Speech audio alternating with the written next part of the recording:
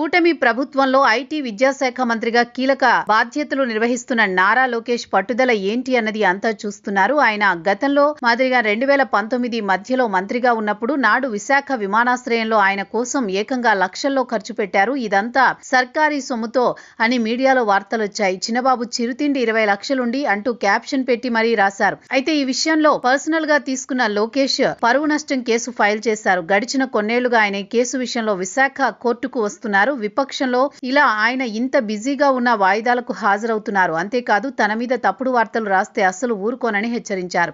ఇక ఇదే విషయంలో క్రాస్ ఎగ్జామినేషన్ కోసం లోకేష్ మరోసారి విశాఖ కోర్టుకు హాజరయ్యారు. ఈ సందర్భంగా ఆయన మీడియాతో ఆసక్తికర వ్యాఖ్యలు చేశారు. తన మీద తప్పుడు వార్తలు రాసినందుకే తాను పరువు నష్టం దావా వేశాను అన్నారు. తాను ఎప్పుడు విశాఖ వచ్చినా తాను పార్టీ ఆఫీసుతోనే బస చేస్తాను అని వివరించారు. ఏది రాసినా చూసుకుని రాయాలి కదా అని ఆయన చెప్పుడు వార్తలు రాస్తే అస్సలు ఊరుకునేది లేదని ఈ విధంగా లోకేష్ చాటి చెప్పారు. ఇక తప్పుడు వార్తలు రాస్తే చర్యలు తప్పవని లోకేష్ హెచ్చరించారు. అంతేకాదు చట్టపరంగా ఈ చర్యలుంటాయని ఆయన స్పష్టం చేశారు. సామాజిక మాధ్యమాలు సైతం తప్పుడు సమాచారం ప్రచారం చేసే వారి మీద, అలాగే వేధింపులకు పాల్పడే వారి మీద చట్ట ప్రకారం యాక్షన్ తీసుకుంటామని లోకేష్ అన్నారు.